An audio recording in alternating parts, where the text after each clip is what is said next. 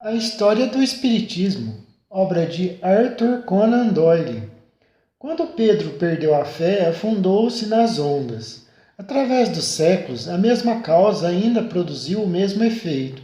A força espiritual ainda está conosco, se não lhe voltamos a face, e nada foi concedido à Judéia que fosse negado à Inglaterra.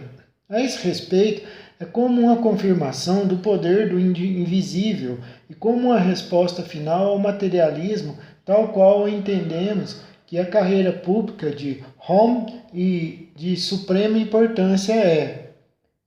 Ele foi uma testemunha a afirmar a verdade daqueles chamados milagres, entre aspas, que foram o pesadelo para tantas mentes espertas e agora se destinam a ser a prova sólida e forte da exatidão das narrativas primitivas.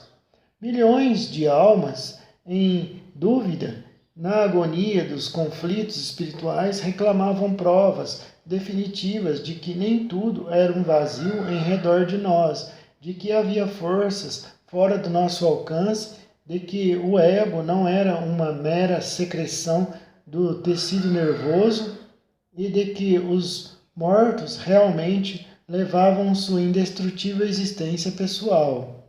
Tudo isso foi provado pelo maior desses grandes missionários modernos a qualquer um rapaz que observar o Tudo isso foi provado pelo maior desses grandes missionários modernos a qualquer um capaz de observar ou raciocinar. É possível achar graça em mesas dançantes e em muros que tremem, mas estes foram os mais próximos e os mais naturais objetos que podiam, em termos materiais, registrar aquela força que estava acima do alcance humano. Um cérebro que fosse imobilizado por uma sentença inspirada seria levado à humildade e a novos caminhos de pesquisa em presença até do mais caseiro desses inexplicáveis fenômenos. É fácil chamá-los de pueris, mas realizaram o objetivo para que foram destinados, sacudindo em seus fundamentos a complacência daqueles materialistas, homens de ciência, que eram postos em contato com eles. Eles não devem ser achados como um fim em si, mas como um meio elementar pelo qual a mente deveria ser conduzida a novos canais do pensamento. E esses canais do pensamento levaram ao reconhecimento da sobrevivência do espírito. Trouxestes incalculáveis alegria e consolo ao coração de muita gente, disse o bispo Clark de Rhode Island. Iluminastes lugares habitados que antes eram trevas. Madame Louise disse a moça que ia ser sua esposa a uma missão a mim confiada, Madame Luisa. Ela é grande e santa, o famoso Dr. Elietson, imortalizado por Thackeray sob o nome de Dr. Goodenough, era um dos chefes do materialismo britânico. Encontrou Home, viu os seus poderes e teve a coragem de dizer imediatamente que tinha vivido toda a sua vida em trevas e pensava que nada havia na vida que não fosse material, mas que agora tinha a firme esperança que, assim pensava, haveria de alimentar enquanto vivesse. Poderiam citar-se inúmeros exemplos do valor espiritual do trabalho de Home, mas ele jamais foi melhor sintetizado do que num período escrito por Webster de Florença, que viu muito a sua atuação. Ele é o mais maravilhoso missionário dos tempos modernos e da maior de todas as causas, e o bem que ele tem feito não pode ser calculado. Quando Mr. Home passa, derrama a seu redor a maior de todas as bênçãos, a certeza da vida futura. Agora que é possível conhecer detalhes de sua vida, pode dizer-se que é para o mundo inteiro que se dirige a mais vital de todas as mensagens. Sua atitude em relação à sua própria missão foi expressa numa conferência feita em Londres, na Sala Willis, a 15 de fevereiro de 1866, Disse ele: sinceramente penso que essa força aumentará cada vez mais para nos aproximar de Deus. Perguntarei se ela nos torna mais puros. Minha única resposta é que somos mortais apenas e, como tal, sujeitos ao erro. Mas ela ensina que aqueles de coração puro verão a Deus. Ela nos ensina que Deus é amor e que não há morte. Aos velhos, ela vem como uma consolação, quando se aproximam as tempestades da vida, e quando vem o descanso. Aos moços, ela fala do dever que temos uns para com os outros, e diz que colheremos o que houvermos semeado.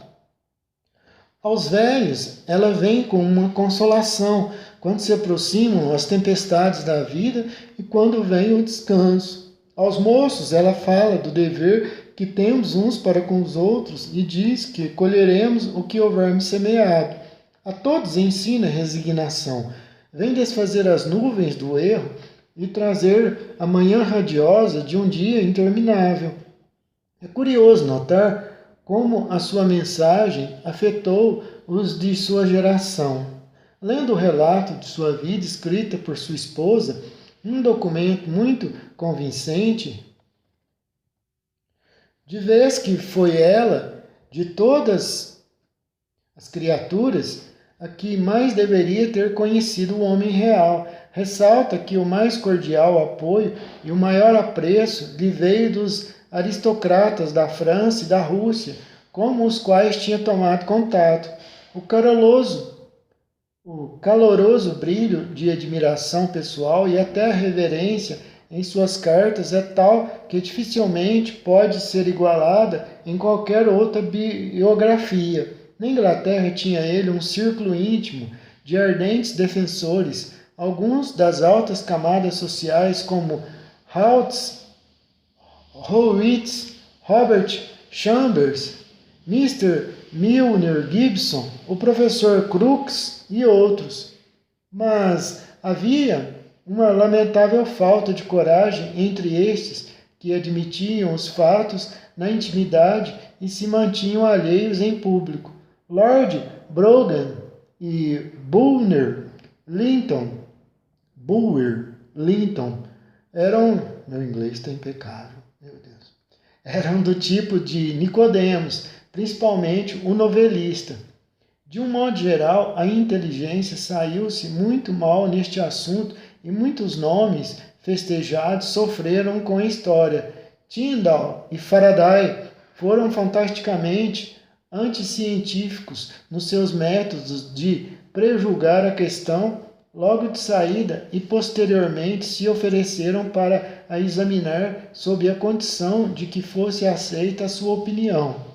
Sir David Brewster, como ficou dito, disse algo de honesto e depois, em pânico, negou que houvesse dito, esquecendo-se de que a prova já estava feita. Browning escreveu um longo poema, se é que aquilo se pode chamar poesia, descrevendo uma manifestação que jamais ocorreu. Carpenter conquistou uma notoriedade pouco invejável como opositor sem escrúpulos, ao proclamar uma singularíssima tese espírita de sua invenção. Os secretários da Sociedade Real recusaram o convite para assistirem às demonstrações de William Crookes sobre os fenômenos físicos, enquanto se manifestavam terminalmente contra os mesmos.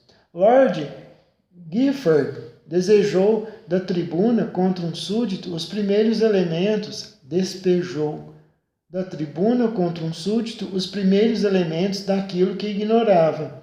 Quanto ao clero, nenhuma ordem deve ter sido dada durante os 30 anos em que a mais maravilhosa dispensação espiritual desde muitos séculos foi dada ao público. Não é possível recordar o nome de um único clérigo britânico que tivesse mostrado um interesse inteligente. Em 1872, quando começou a aparecer em The Times uma descrição minuciosa das sessões de São Petersburgo, a coisa foi cortada logo. Segundo Mr. H. T. Humphreys, devido às fortes queixas feitas por Mr. Delany, seu diretor, por algumas figuras da alta direção da Igreja da Inglaterra. Tal foi a contribuição dos nossos dirigentes espirituais. O Dr. Edson, o nacionalista, era muito mais vivo do que ele. Eis o amargo comentário da senhora Homer. O veredito de sua própria geração foi o do cego e do surdo contra quem vê e ouve. A caridade era uma das mais belas características de Homer. Como toda verdadeira caridade, era secreta e só se tornava conhecida indiretamente por acaso. Um de seus numerosos caluniadores declarou que ele havia endossado uma letra de 50 libras em favor de seu amigo Heimer. Em legítima defesa, apurou-se que não era uma letra, mas um cheque, enviado muito generosamente por Home para tirar aquele amigo de um apuro. Considerando a sua constante pobreza, 50 libras talvez representassem uma boa parte de suas reservas bancárias. Sua viúva se detém com perdoável orgulho sobre muitas provas encontradas em suas cartas após sua morte. Agora é um artista desconhecido, para cujo pincel o generoso esforço de Home havia encontrado emprego. Depois é um trabalhador infeliz que escreve sobre a sua esposa doente, cuja vida foi salva pelo conforto proporcionado por Mr. Home, ou uma mãe que agradece o seu apoio para a iniciação de seu filho na vida. Quanto tempo e quanta atenção devotou ele aos outros quatro, quando as circunstâncias de sua vida levariam muitos homens a pensar apenas em si próprios e em suas necessidades. Manda-me uma palavra do coração que tantas vezes soube consolar um amigo, exclamava um de seus protegidos. Poderei um dia mostrar-me digno de todo o bem que você me fez? Pergunta outro numa carta. Encontramo-lo vagando pelos campos de batalha perto de Paris, às vezes debaixo de fogo, com os bolsos cheios de cigarros para os feridos. Um oficial alemão escreve afetuosamente para lhe lembrar como o salvou de morrer de hemorragia, carregando-o em seus fracos ombros para fora da zona de fogo. Certamente Mr. Browning era um melhor juiz do caráter do que... Certamente Mr. Browning era um melhor juiz do caráter do que seu esposo e Sir Galahad, um nome melhor do que Lama. Ao mesmo tempo, seria absurdo pintar Home como um caráter sem jaça. Tinha ele a franqueza de seu temperamento e algo de feminino em sua disposição que se mostrava de muitas maneiras. Estando na Austrália, o autor teve a oportunidade de ler uma correspondência datada de 1856 entre Home e o filho mais velho de Heimer. Tinham viajado juntos pela Itália e Home tinha abandonado o amigo em circunstâncias que demonstravam inconstância e ingratidão. Mas é justo dizer que sua saúde era então tão precária que dificilmente poderíamos considerá-lo normal. Tinha ele os defeitos de um caráter emotivo, disse Lord Durhavin. Como a vaidade altamente desenvolvida, talvez sabiamente lhe permitindo subtrair-se ao ridículo que então era despejado sobre o espiritismo e tudo quanto a este se ligava. Era sujeito a grandes depressões e crises nervosas dificilmente compreensíveis, mas era também simples, bondoso, de bom humor, de disposição amorável, que me atraía. Minha amizade ficou inalterável e sem diminuição até o fim.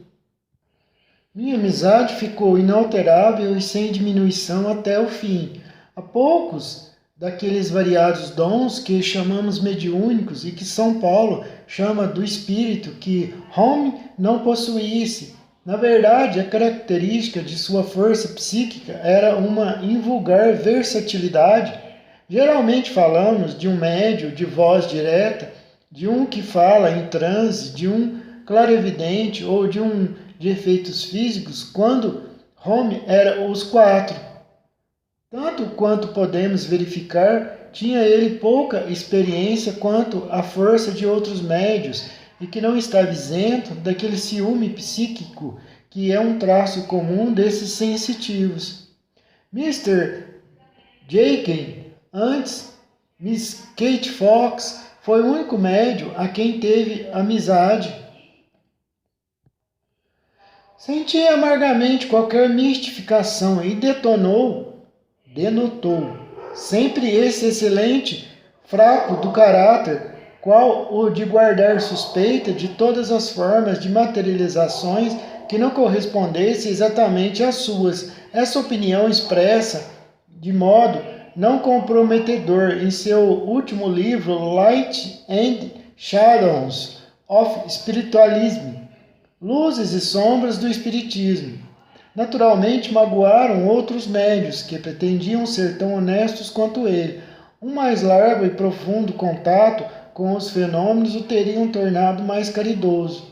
Assim, ele protestou fortemente contra toda sessão feita no escuro, o que é um conselho de perfeição, de vez que as experiências sobre o ectoplasma, que é a base física de todas as materializações, mostram, em geral, que aquele é afetado pela luz, exceto pela vermelha.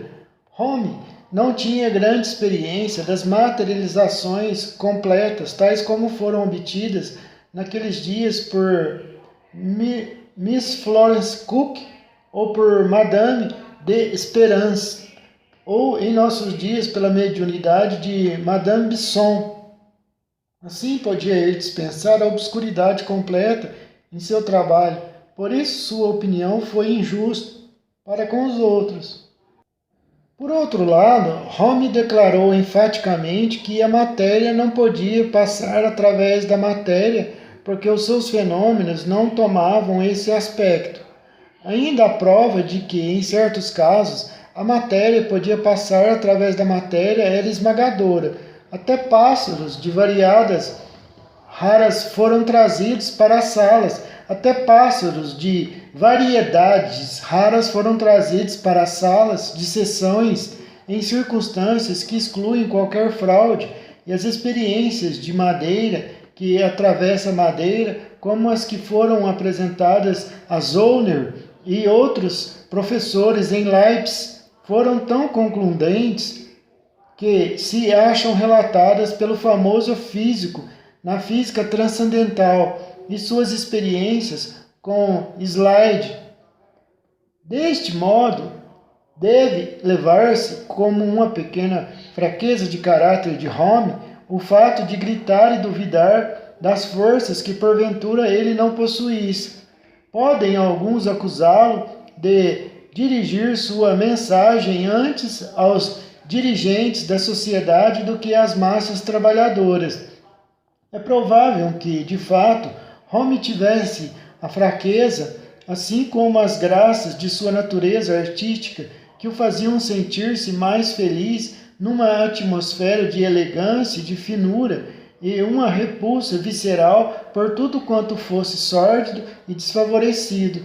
Se outras razões não existissem, o precário estado de saúde o tornava inapto para qualquer tarefa pesada. As contínuas hemorragias o levaram a preferir a agradável e refinada vida na Itália, na Suíça e na Riviera. Mas em relação ao desenvolvimento de sua missão, de lado o autossacrifício pessoal, não há a menor dúvida de que sua mensagem, levada ao laboratório de um William Crookes ou à corte de um Napoleão, foi mais útil do que se tivesse sido levada à multidão. A aprovação da ciência e do caráter era necessária antes que o público ficasse seguro de que essas coisas eram verdadeiras. Se isso não foi inteiramente conseguido, a falta cabe certamente aos encapuçados homens de ciência e aos pensadores da época, e de modo algum Home, que representou seu papel de demonstrador com perfeição, deixando a outros homens menos dotados a análise e a publicidade do que lhes havia mostrado. Não era ele um homem de ciência, mas a matéria-prima da ciência, desejando ansioso que os outros dele pudessem aprender tudo quanto pudesse trazer ao mundo, de modo que a própria ciência pudesse dar testemunho da religião, enquanto se apoiasse sobre a ciência. Quando a mensagem de Home tiver sido apreendida completamente, o homem sem fé não será acusado de impiedade, mas de ignorância. Havia algo de patético no esforço de Home para descobrir alguma crença na qual pudesse satisfazer o seu próprio instinto gregário, porque ele não era tido como uma individualidade, porque ele não era tido como um individualista cabeçudo e ao mesmo tempo achar um nicho no qual pudesse depositar seu próprio volume de autênticas verdades. Sua peregrinação reivindica a afirmação de alguns espíritas de que um homem pode pertencer a qualquer crença e possuir conhecimentos espíritas, mas também apoia os que replicam que a perfeita harmonia com aqueles conhecimentos espíritas só pode ser encontrada tal qual a coisa se encontra agora numa comunidade espírita especial. Se pudesse ser assim, pois é ele demasiado grande para afogar-se numa seita, por maior que ela seja. Na mocidade, Home seguiu a Wesley, mas logo se passou para a mais liberal atmosfera do congregacionalismo. Na Itália, a atmosfera artística da Igreja Católica Romana e possivelmente o registro de tantos fenômenos semelhantes aos seus próprios levaram-no a se converter com a intenção de entrar para uma ordem monástica. Intenção que o seu bom senso o levou a abandonar. A sua mudança de religião se deu num período em que as forças psíquicas o haviam abandonado durante um ano e seu confessor lhe garantiu que elas eram de origem perversa e que jamais lhe voltariam agora que se transformara num filho da verdadeira igreja. Não obstante, no próprio dia em que se completava um ano, elas voltaram com um renovado vigor. Desde então, parece que Home foi católico apenas de nome, se é que o foi. E depois de seu segundo casamento, ambos com senhoras russas, foi ele fortemente atraído para a igreja grega e foi no seu ritual que o seu corpo foi encomendado em Saint-Germain, em 1886. A outro, o discernimento dos espíritos. Epístola aos Coríntios, capítulo 12, versículo 10. É a curta inscrição sobre aquele túmulo, do qual o mundo ainda não ouviu a última palavra.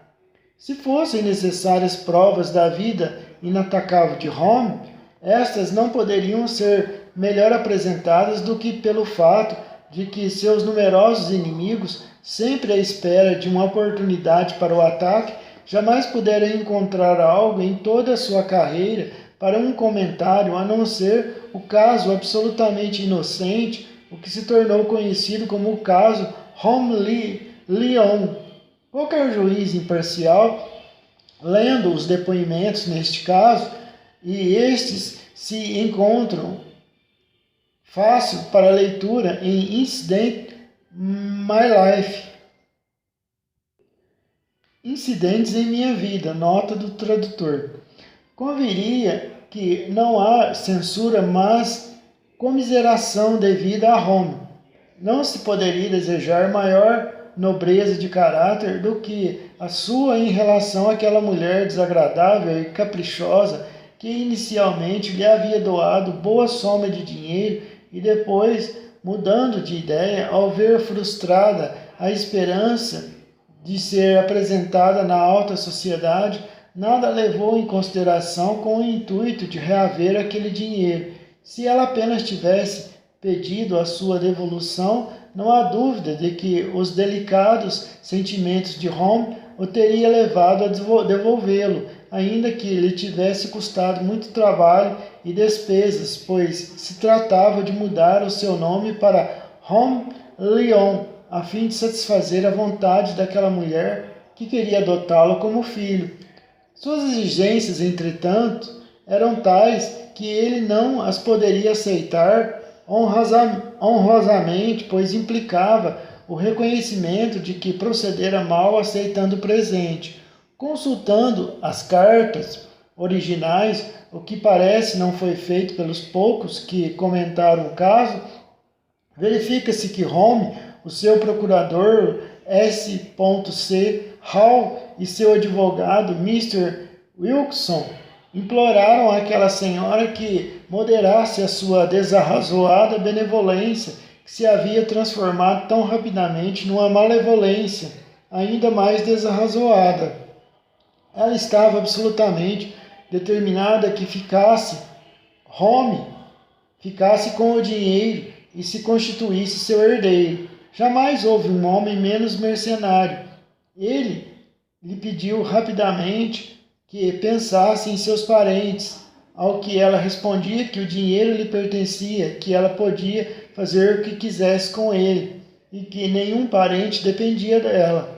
Desde o momento em que aceitou a situação, agiu e escreveu como um filho devotado, e não é falta de caridade supor que essa atitude inteiramente filial não tivesse sido aquela que a velhota havia planejado. De qualquer modo, cedo ela se cansou de esperar e exigiu o dinheiro sobre a escusa. Escusa monstruosa para quem quer que leia as cartas e considere as datas de que mensagens espíritas é que a tinham levado a tomar aquela resolução. O caso correu na corte de Chancery e o juiz aludiu a inúmeras falsidades de Mr. Lyon em tão importantes detalhes, falsidades declaradas sobre juramento e tão perversas que causavam um grande embaraço à corte e desacreditavam o testemunho da queixosa. A despeito desse comentário cáustico e da elementar justiça, o veredito foi contra Home, por isso que, de um modo geral, é taxada como falha de provas a defesa em tais casos, e uma completa falta de provas é impossível quando a ação é contestada. Sem dúvida, Lord Gifford se teria mostrado superior à simples letra da lei, se não fosse tão profundamente contrário a qualquer referência às forças psíquicas que, no seu modo de ver, eram manifestamente absurdas e ainda eram sustentadas pela sua defesa em sua cara, na sua própria corte em Chancery. Até os piores inimigos de Home foram forçados a admitir que o fato de haver ele retido dinheiro na Inglaterra, em vez de o ter depositado em algum lugar onde não pudesse ser requisitado, prova suas intenções honestas no mais infortunado episódio de sua vida. Não há notícia do que tenha ele perdido a amizade de um só dos homens de honra que o tinham como amigos, por causa das maquinações de Mr. Lyon. Os próprios motivos dessa senhora eram óbvios. Como todos os documentos estavam em ordem, seu único caminho para recuperar o dinheiro foi acusar Home de extorsão por meio de simulação. E ela era bastante esperta para saber que chance teria um médium, mesmo um médium amador, e que não se fazia pagar na ignorante e material atmosfera de uma corte de justiça do período médio vitoriano. Omitamos esse médio vitoriano e a verificação é a mesma.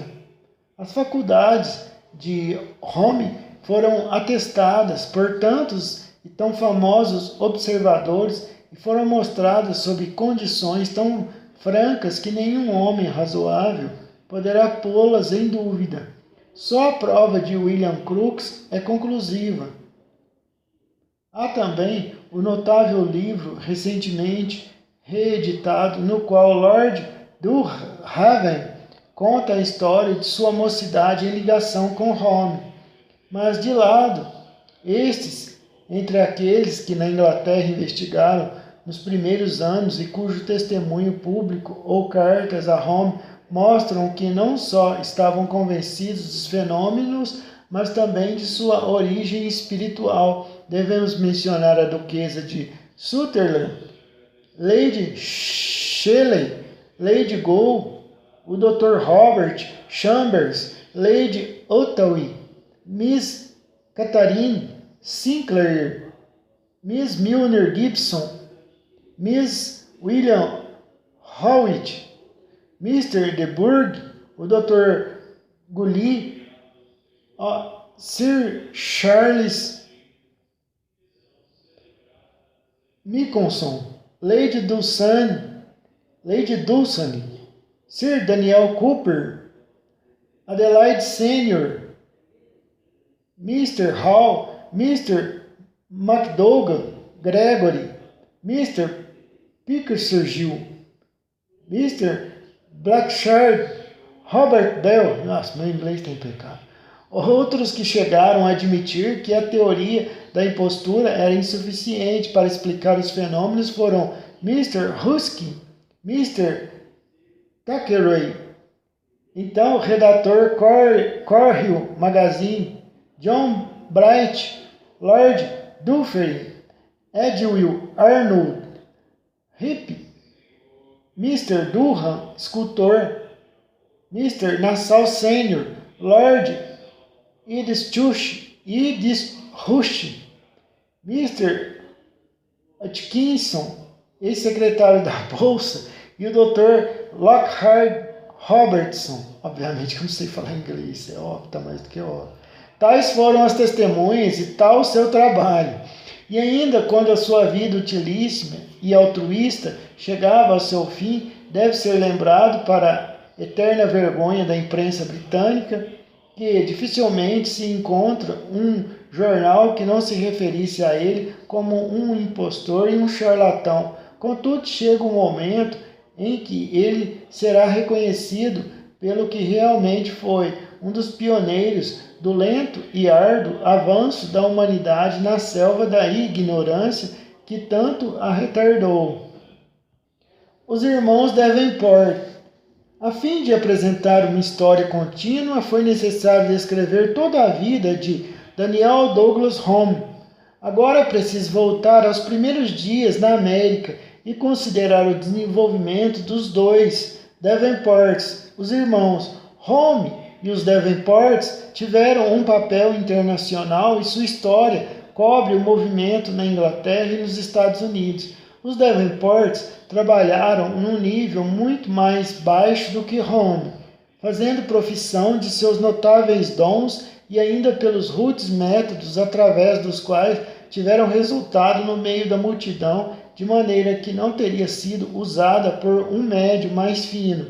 Se considerarmos todo esse trem de eventos como tendo sido produzidos por uma força sábia, mas não infalível ou onipotente, situada no além, observaremos como cada ocasião é utilizada por um instrumento adequado e como, ao falhar uma demonstração, outra a substitui. Os Davenports tiveram sorte com os seus cronistas. Dois escritores publicaram livros, a Biography of the Brothers Davenport, descrevendo os acontecimentos de sua vida, e a literatura periódica do tempo está cheia de seus relatos. Erastus Davenport e William Henry Davenport nasceram em Buffalo, nos Estados Unidos, em Nova York, o primeiro a 17 de setembro de 1839 e o segundo a 1º de fevereiro de 1841. Seu pai, descendente dos primeiros colonos ingleses da América, ocupava posição no Departamento de Polícia de Buffalo. Sua mãe, nascida em Kent, na Inglaterra, veio criança para a América. Foram observados alguns sinais de faculdades psíquicas na vida da mãe. Em 1846, a família foi perturbada alta noite por aquilo que se descreveram como batidas, socos, ruídos altos, rupturas e estalos. Isto foi 2 anos antes do surgimento das manifestações das irmãs Fox, que neste caso, como eram muitos outros, os levou a investigar e descobrir que tinham faculdades mediúnicas. Os 2 rapazes, Davenport e sua irmã Elizabeth, a mais moça dos 3, experimentaram, pondo as mãos sobre a mesa. Ruídos fortes e violentos eram ouvidos e mensagens eram deletreadas. A notícia espalhou-se do mesmo modo que com as irmãs Fox. Centenas de curiosos e de incrédulos se amontoavam na casa. Ira desenvolveu a escrita automática e distribuiu entre os presentes mensagens escritas com extraordinária rapidez, contendo informações que ele não podia possuir. Logo se seguiu a levitação e o rapaz era suspenso no ar por cima das cabeças dos que se achavam na sala, a uma altura de 9 pés do solo. Depois o irmão e a irmã foram igualmente influenciados e os 3 flutuavam no alto da sala. Centenas de cidadãos respeitáveis de Buffalo são citados como tendo presenciado esses fatos. Umas vezes, quando a família tomava uma refeição, as facas, os garfos e os pratos dançaram e a mesa foi erguida no ar. Numa sessão, pouco depois disso, um lápis foi visto escrevendo em plena luz do dia, sem que qualquer pessoa tocasse-o. Então as sessões passaram a ser feitas com regularidade. Começaram a aparecer luzes e instrumentos de música boiavam no ar e eram tocados acima das cabeças dos circunstantes. A voz direta e outras manifestações extraordinárias se seguiram, muito numerosas. Atendendo o pedido das inteligências comunicantes, os irmãos Davenport começaram programando os vários lugares onde seriam realizadas sessões públicas. Entre estranhos insistiam pedidos de testes. A princípio, os rapazes eram segurados por pessoas escolhidas entre os parentes presentes, mas isto foi considerado insatisfatório, porque pensavam que aqueles que os seguravam eram comparsas. Então passaram a amarrá-los com cordas. A leitura da lista das engenhosas maneiras de controle dos experimentos eram propostas, sem que pudesse haver interferência, mostra como é quase impossível convencer céticos opiniáticos. Está falando aqui como eles tinham uma faculdade mediúnica grandiosa, né? Que as pessoas seguravam eles, mesmo assim eles levitavam e amarrados nas cadeiras também eles levitavam e daí por diante. Desde que um processo de controle dava resultado, outro era proposto. Em 1857, os professores da Universidade de Harvard examinaram os 2 rapazes e os seus fenômenos. Assim se expressa o seu biógrafo. A biógrafa T. Brothers Davenport. Os professores demonstraram ingenuidade propondo testes. Seriam eles capazes de se submeterem a ser algemados? Sim. Permitiria que fossem agarrados? Sim. Fizeram uma dúzia de propostas que foram todas aceitas e logo rejeitadas por seus próprios autores. Se algum teste fosse adotado pelos irmãos, isto bastava para o pôr de lado. Admitiam que estivessem preparados para isso, de modo que qualquer outro devia ser encontrado. Finalmente, os professores trouxeram 150 metros de corda, encheram de buracos o gabinete preparado numa de suas salas e aí amarraram brutalmente os 2 rapazes. Todos os laços da corda foram amarrados com um fio de linho e um deles, o professor Pierce, isolou-se dentro do gabinete entre os 2 rapazes. Imediatamente mostrou-se a mão de um fantasma. Moverem-se instrumentos que eram notados pelo professor junto à sua cabeça ou ao seu rosto. A cada instante ele procurava os rapazes com as mãos sempre constatando que estavam totalmente imobilizados. Por fim, os operadores invisíveis libertaram os rapazes das suas amarras e quando o gabinete foi aberto, as cordas foram encontradas enroladas no pescoço do professor. Depois de tudo isso, os professores não fizeram nenhum relatório. É interessante ler a descrição de um aparelho de controle realmente interessante, consistindo do que se pode chamar de mangas e calças de madeira muito bem pregadas, inventado por um homem chamado Darling em Bangor, nos Estados Unidos. Voltando ao experimento, obviamente os espíritos fizeram uma brincadeira com o professor, porque eles não foram nada respeitáveis com os dois irmãos, amarrando os irmãos daquela maneira. Os espíritos os desamarraram e colocaram a corda sobre a cabeça do professor amontoada, o que ficou deveras engraçado. Voltando, como outros aparelhos, foi incapaz de evitar as manifestações. Devemos lembrar que muitos desses testes foram aplicados quando aqueles irmãos eram garotos, demasiado moços para terem aprendido complicados meios de truques. Não é estranho ler-se que os fenômenos levantaram violenta oposição, mais ou menos por toda a parte, e frequentemente os rapazes eram denunciados como trapaceiros e mistificadores. Foi depois de 10 anos de trabalho público nas maiores cidades americanas que os irmãos Davenport vieram para a Inglaterra. Eles se haviam submetido com êxito a todas as provas que o engenho humano podia inventar para desmascará-los. Nenhuma foi capaz de explicar como eram obtidos os resultados de sua mediunidade. Por seu próprio comportamento, haviam conquistado uma grande reputação. Agora iriam recomeçar tudo. Os irmãos Ira e William Davenport tinham então 25 anos e 23 anos, respectivamente. O World de Nova York assim os descreve. Eram notavelmente parecidos em quase tudo, muito bonitos, com a cabeleira grande, crespa e preta. Tinha a testa larga, mas não alta, olhos pretos e vivos, sobrancelhas grossas, bigode e cavanhaque, lábios acentuados e corpos musculosos e bem proporcionados. Vestiam um fraque preto e um deles usava relógio concorrente. O seu biógrafo, Dr. Nichols, deles nos dá essa primeira impressão.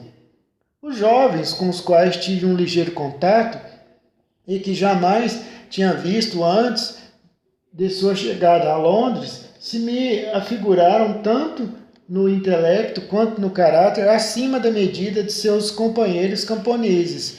Não são notáveis pela inteligência, posto que razoavelmente habilidosos, e Ira possui algum talento artístico.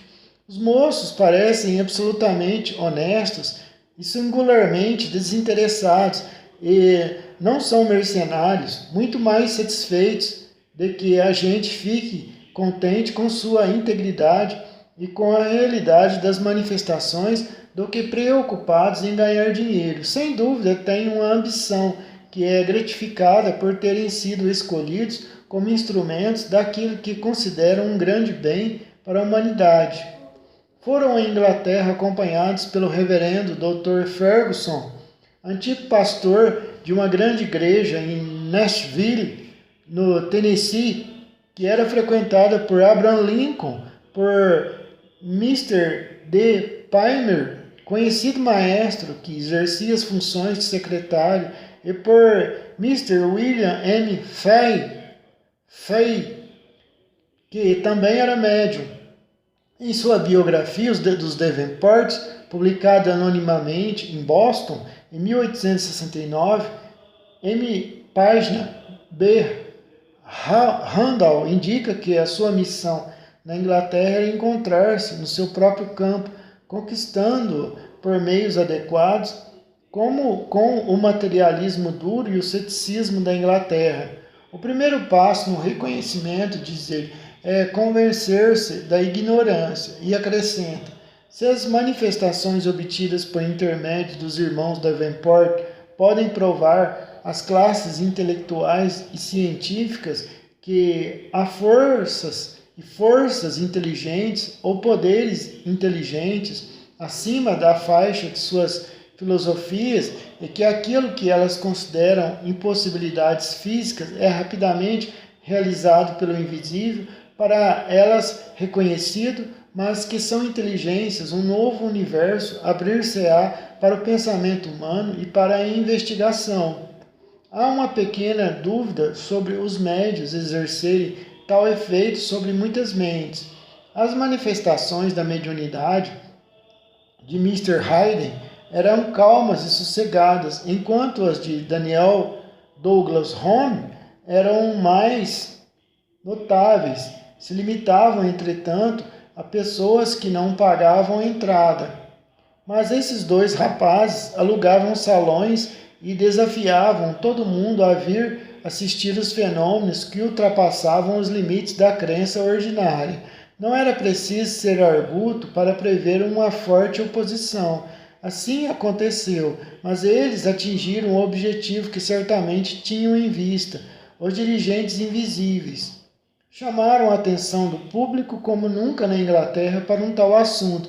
Melhor testemunho não poderia ser dado do que o deu seu maior oponente, Mr. N. Maskelyne, o célebre mago que escreve Modern Spiritualism, página 65. É verdade que na Inglaterra foi inteiramente dominada há algum tempo pelas maravilhas apresentadas por esses charlatães. Depois acrescenta: os irmãos Davenport fizeram mais que ninguém para familiarizar a Inglaterra com o chamado Espiritismo. Ante imenso auditório e sob várias condições, na verdade produziram fatos maravilhosos. As sessões dos outros médios eram feitas no escuro ou na semi-obscuridade, ante uma assistência simpática ou, frequentemente, devota. Aí parece que ocorriam manifestações que não podem ser comparadas com as exibições dos irmãos Davenport pelo seu efeito sobre a opinião pública. Sua primeira sessão em Londres, de caráter privado, foi a 28 de setembro de 1864, na residência de Mr. Dion Bussey, Court em Regent Street. No salão desse famoso ator e autor encontravam-se as principais figuras da imprensa e distintos homens de ciência. O noticiário da imprensa foi notavelmente completo e, o que é uma maravilha, correto. A descrição do Morning Post no dia seguinte diz que aos convidados tinham pedido uma crítica severa e que todas as necessárias precauções fossem tomadas contra a fraude e a mistificação. E continua: as pessoas convidadas a assistir às manifestações da noite passada eram em número de 12 ou 14, todas tidas como de considerável distinção nas respectivas profissões que exercem. Em sua maioria, jamais haviam assistido a qualquer coisa parecida. Todas, entretanto, estavam determinadas a descobrir e, se possível, denunciar qualquer tentativa de truque. Os irmãos Davenport são de pequena estatura, de aparência distinta, e as últimas pessoas no mundo de quem se poderia esperar uma grande demonstração de força. Mr. Fay aparenta alguns anos mais e de constituição mais robusta. Depois de descrever as ocorrências, continua o articulista: tudo quanto pôde ser garantido é que as demonstrações que descrevemos ocorreram, na presente ocasião, em circunstâncias que excluem toda presunção de fraude. The Times, o Daily Telegraph e outros jornais publicaram notícias longas e honestas. Omitiram as suas citações porque o seguinte depoimento de Mr. Dion Buzzcut, publicado no Daily News, bem como em muitos outros jornais londrinos, cobre todos os fatos.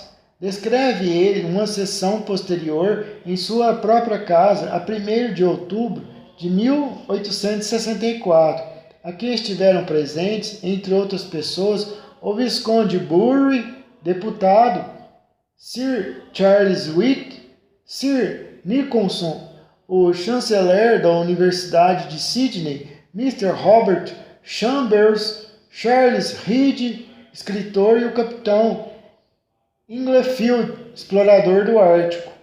Senhor, ontem realizou-se em minha casa uma sessão com os irmãos Davenport e Mr. Fay, a qual estiveram presentes. Aqui menciona 24 nomes, entre os quais os acima referidos. Às 3 horas todos se achavam reunidos. Mandamos buscar numa casa de música próxima 6 violões e 2 tamborins, de modo que o material usado não fosse aquele com que os operadores estavam familiarizados. Às 3h30 chegaram os irmãos Davenport e Mr. Fay e verificaram que nós tínhamos alterado os seus planos, trocando a sala previamente escolhida por eles para as manifestações.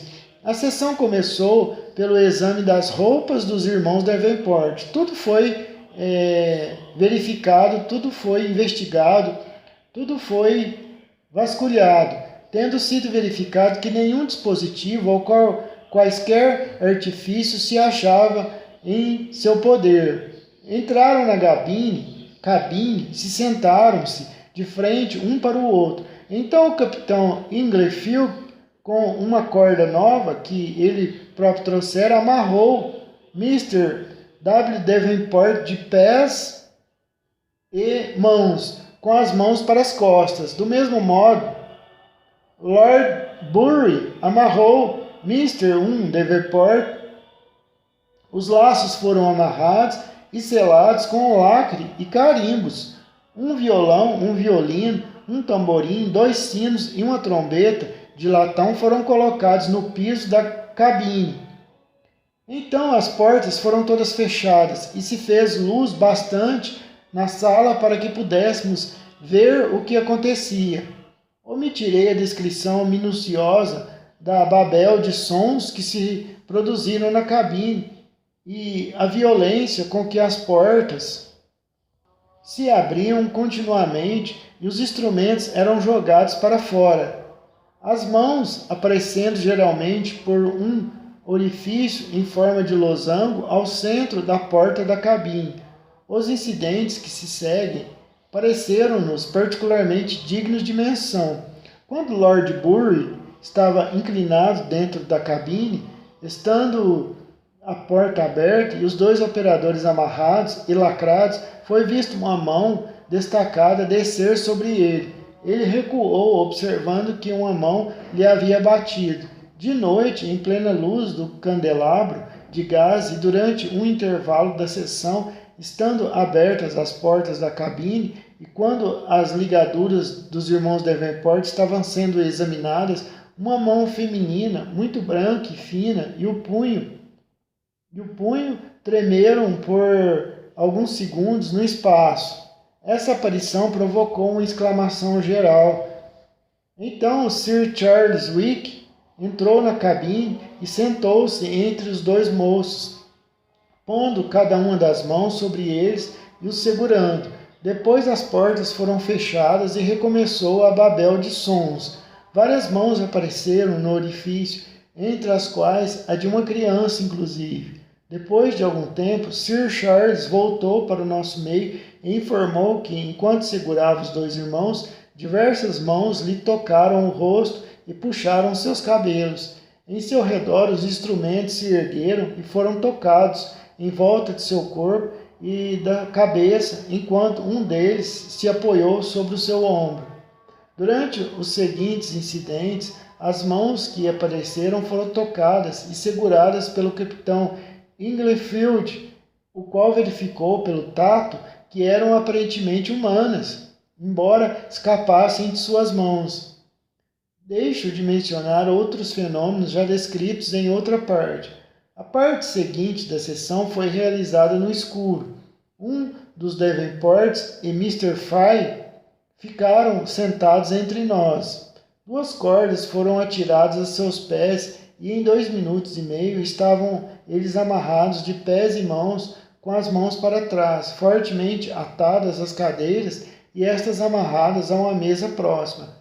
Enquanto esta operação se realizava, o violão foi erguido da mesa e tocou e flutuou em volta da sala e por cima da cabeça de todos, tocando de leve, um a um. Então uma luz fosforescente foi atirada de uma para outro lado, por cima de todos. O peito, as mãos ou as costas de vários dos presentes foram simultaneamente tocados, batidos ou arranhados por mãos enquanto o violão flutuava no ar, agora próximo do teto, e batia na cabeça e nos ombros dos menos felizes.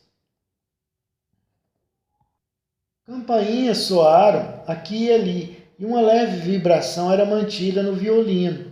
Os dois tamborins pareciam rolar para lá e para cá pelo chão, ora sacudidos violentamente, ora tocando nas mãos e nos joelhos dos circunstantes, sendo que todas essas coisas eram sentidas ou ouvidas simultaneamente. Segurando um tamborim, Mr. Riddle perguntou se o mesmo poderia ser tirado de suas mãos. Quase que instantaneamente, o instrumento foi arrebatado. Ao mesmo tempo, Lord Burr fez a mesma pergunta e houve uma tentativa de arrebatamento do tamborim que ele segurava fortemente. Então Mr. Fry perguntou se lhe poderiam tirar o paletó. Imediatamente ouvimos um puxão violento e aconteceu a coisa mais notável. Uma luz foi acesa antes que o paletó saísse de Mr. Fry, tirado por cima, voou para o candelabro, onde ficou pendurado por um instante e depois caiu no chão. Enquanto isso, Mr. Fry era visto, como antes, de pés e mãos atados. Um do grupo tirou, então, o próprio casaco que foi colocado sobre a mesa. A luz foi apagada e esse casaco foi levado para as costas de Mr. Fry com a mesma rapidez durante as ocorrências acima no escuro. Colocamos uma folha de papel debaixo dos pés dos dois operadores e com um lápis fizemos o seu contorno a fim de verificar se eles os tinham movido. Por iniciativa própria, eles quiseram ficar com as mãos cheias de farinha ou substância similar a fim de provarem que não as tinham usado, mas essa precaução foi julgada desnecessária. Contudo, nós lhes pedimos que contassem de 1 a 12 continuamente para que suas vozes fossem ouvidas ininterruptamente e pudéssemos saber que vinham do lugar onde estavam amarrados. Cada um de nós segurou firmemente o vizinho, de modo que ninguém podia mover-se sem que duas pessoas adjacentes o percebessem. No fim da sessão, estabeleceu-se uma conversa geral a respeito do que tínhamos visto e ouvido. Lord Burr sugeriu que a opinião parecia ser de que deveríamos assegurar aos irmãos Davenport e Mr. Fry que, depois de rigoroso julgamento e rigorosa investigação de seus procedimentos, os senhores presentes não podiam chegar a outra conclusão senão de que não havia qualquer indício de truque e certamente nem havia comparsas nem maquinismos, e que todos aqueles que haviam testemunhado os resultados declaravam livremente na sociedade em que se achavam, até onde as investigações lhe permitiam formar opinião, que os fenômenos ocorridos em sua presença não eram produto de malabarismo, de forma alguma. Esta sugestão foi aceita por todos imediatamente. Esse maravilhoso, completo e lustro relato é dado sem abreviações, porque responde a muitas objeções e porque o caráter do narrador e testemunha não pode ser posto em dúvida. Certamente deve ser aceito como conclusivo no que respeita à honestidade. Toda a obsessão subsequente é mera ignorância dos fatos. Em outubro de 1864, os irmãos Davenport começaram a realizar sessões públicas no Queens,